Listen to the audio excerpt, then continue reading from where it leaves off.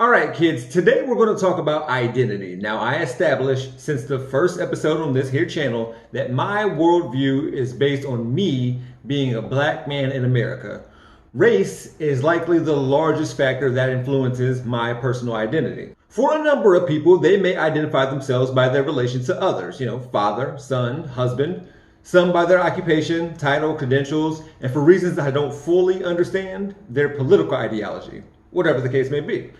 Although there's arguments for and against this, personal identity is tied to group membership. You see yourself in terms of in-group and out-group, us versus them. Our focus today is going to be on black conservatives, or conservatives who happen to be black. My biggest problem with some of them is that they are seen as and marketed as independent thinkers, free thinkers.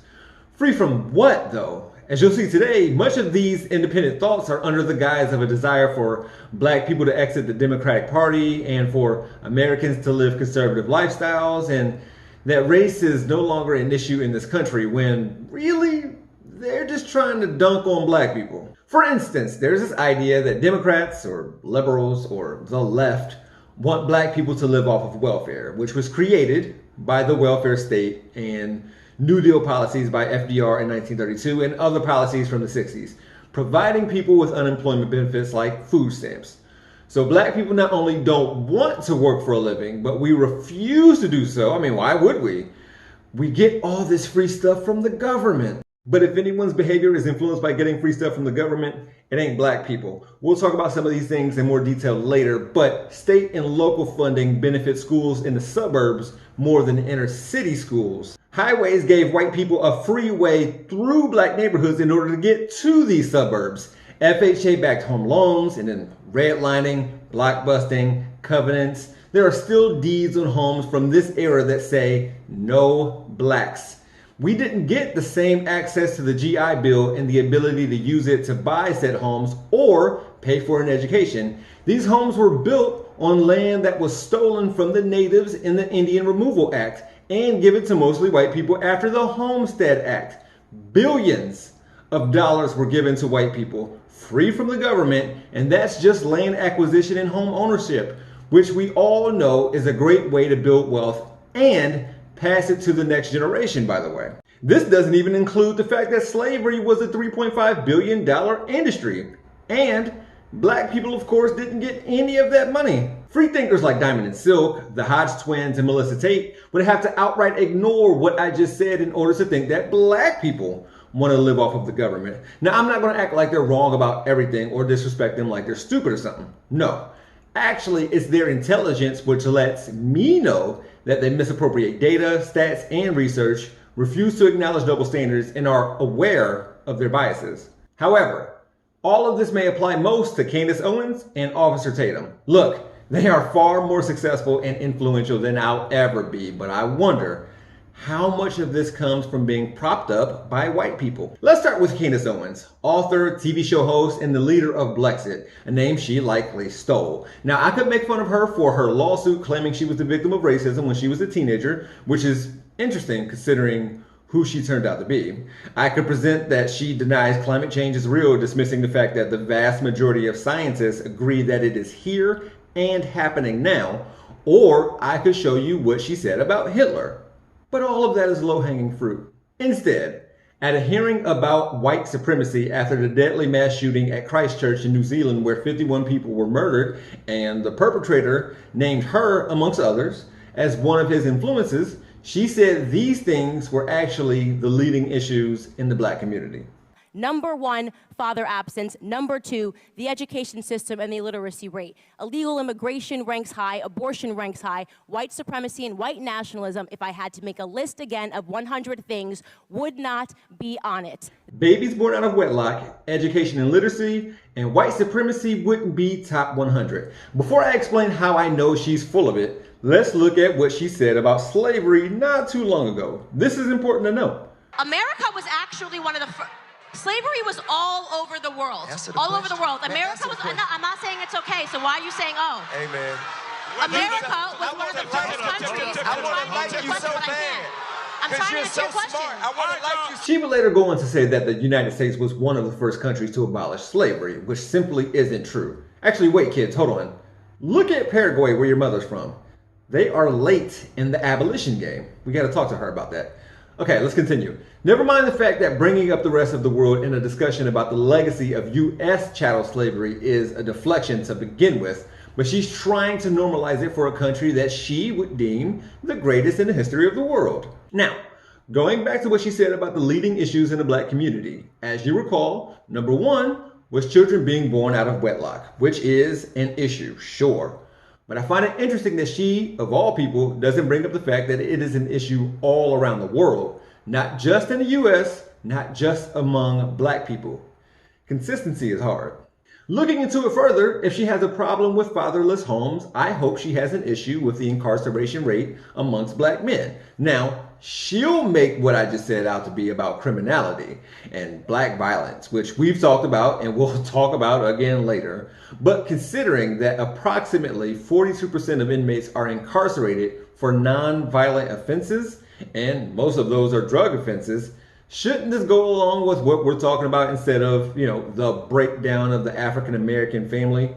Sounds like the criminal justice system is trying to break down the black family. Candace will make it about family values when this country values prison, where we, the US, ranks number one in the world, which leads to her number two issue in the black community, education. Among the rest of the world, the United States pales in comparison to other countries when we look at math, reading, and science. I hope she brings up what I was alluding to earlier, which is the weird discrepancy between inner city schools and suburban schools, but the funding between public schools and charter schools is also an issue. The overwhelming amount of public school districts around the country relies on property taxes from neighborhoods and houses to fund schools. The U.S. still lives in racially segmented communities, and black neighborhoods were deemed to have little to no value. Therefore, our public schools are suffering, underfunded, and underserved. Without proper funding, schools can't provide resources, opportunities like music and sports or textbooks, school supplies, field trips, or pay for great teachers. With that being said, here in Ohio, the way schools are funded was deemed unconstitutional 20 years ago. And nothing has changed. It hasn't been addressed or made right by the government.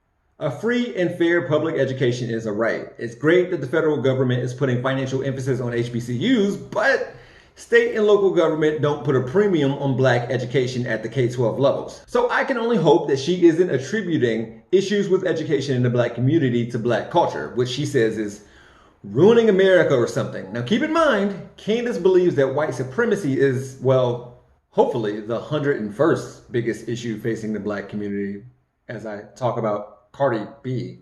Candace used both the music video and the Grammy performance for the song WAP in order to let Cardi know that she isn't a role model and shouldn't be all sexual and naked on camera, which sends the wrong message to other black people and their kids. But Cardi clapped back, reminding Candace that she was just trying to be like the family that Candace voted for and supports, 45, who is married to a woman who used to pose nude and take pictures that way. Candace knows this. It's common knowledge, and Candace used to have a website where she criticized the former guy. Yet Candace never says anything about those pictures from the former First Lady. Cardi had it right and Matumbo'd Candace's attempt to dunk on her. It's dissonance that keeps Candace from acknowledging white privilege. Speaking of white privilege, this is Officer Tatum. No, I'm not saying he's white, but I understand why you would think that. Officer Tatum is an ex-cop from Arizona who now does stuff. He recently put out a tweet including one of his news stories about Ma'Khia Bryant saying that the media won't tell us whatever info he was presenting, but the media already did it. He made a video once upon a time about white privilege. That's what I was segueing. In order to get to the main idea of what he's talking about in said video, we need to go to the end of the video first. A black lawyer and his wife have a baby, and a meth addict, single white woman has a baby. Which kid has privilege? The white one? Because he's white? Come on now. This is not and never has been the definition for white privilege. He knows that. White privilege doesn't mean that white people don't have hard times, troubles, or hardships. It's that those things are not caused by their skin color. And even if white people or a white person have not been provided with advantages and perks, have they been inhibited by hurdles and obstacles? This is white privilege. And black people don't want white people to apologize for it. We want them to acknowledge it. Officer Tatum says that we should try to view others as individuals, and that should apply to privilege as well. He says it works. Does it work for him, though? No. He doesn't believe that. I know this because earlier in the video, he talks about people, no matter their skin color, being followed around the store. And if the store had been shoplifted by, say, black women, his example, not mine, in the past, he would be suspicious if a black woman with an attitude walks in. But he also grouped people with sagging pants, and he grouped them as others. Them. Also, why did he go straight for people wearing sagging pants in stores? Is that like the main issue? Are sagging pants common among thieves? Looking at polls from Pew Research about being harassed in stores, how many of these people were wearing sagging pants? And even so, is sagging pants a justification for following someone in the store, whether or not they've stolen something? Now, Officer Tatum wonders if white privilege is creating a victim mentality among black people. And he takes the victim mentality thing among black people absolutely serious, to the point that he is adamantly opposed to anyone even claiming he's a victim, even though no one talks like that. Okay, when talking about employment elsewhere in the video, he tells us who he thinks the real victims are. White people. I wonder if he's okay with white people having a victim mentality, because they do. They have one. So it would seem that Officer Tatum is against black people thinking we're victims rather than being against victimhood in and of itself. Black success doesn't come at the expense of white people. He says that employers bend over backwards to try and provide black people with advantages. He doesn't use a stat or a number, and that's not by accident. Then he proceeds to tie that to employment. That's a weird way to look at this. We know that when resumes feature an ethnic sounding name, they are less likely to get a callback, even if you control for qualifications. ATS systems don't take care of the entire hiring process. Humans get involved. Humans have biases. For instance, black people who wear their hair natural or in braids or dreadlocks are said to be less professional and taken less seriously, and dark-skinned people are perceived less favorably. Also, the house and mortgage thing that he started talking about at the beginning of the video, he says that he got one and at a good rate. Notice how he uses his personal experience in order to dispel white privilege. When other people use their experiences in describing white privilege in terms of being harassed at stores, their claims are deemed invalid. He says he doesn't know of a banker who doesn't want to sell a house in order to make money. What he is strategically failing to acknowledge is that there is another side of the transaction. Sure, a mortgage company gets revenue from selling the house, and the person providing that money gets the house. Take the example of bakeries around the country who have denied their baked goods to gay, lesbian, and trans individuals and couples, pretending that this discrimination is about religious freedom. They are denying themselves from making money for their business just to prevent people they are disagreeing with to gain their goods in return. So he would know, seeing how he has a mortgage, that with that house comes access to wealth, equity, perhaps a good school district. He knows that home ownership and land acquisition are historically, in the United States, great ways to pass on wealth to the next generation. He knows this. The powers that be will gladly turn down money in order to prevent black people from advancing. They'll get their money eventually. When controlling for income and credit score, black people are denied loans and or provided with higher interest rates when they are approved. Officer Tatum also knows that through racist policies, home ownership has been denied to black people for decades. Bring it back full circle to white people getting free stuff. Kids, before I close, I don't want to come off as if I'm picking on conservatives. And if need be, I'll make a video about black liberals who drive me crazy and whom I vehemently disagree with. They suck too. However, I can't think of any who are propped up by white people for dunking on black people. My toxic trait is that if a black person says that they have a better way to improve the condition of black communities and advance black people, I am willing to hear them out, even if I disagree with them politically, which is most people, just as long as their argument is made in good faith.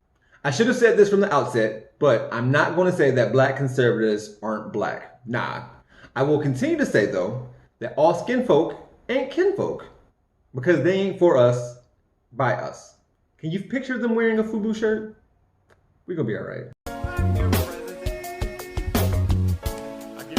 Haircut.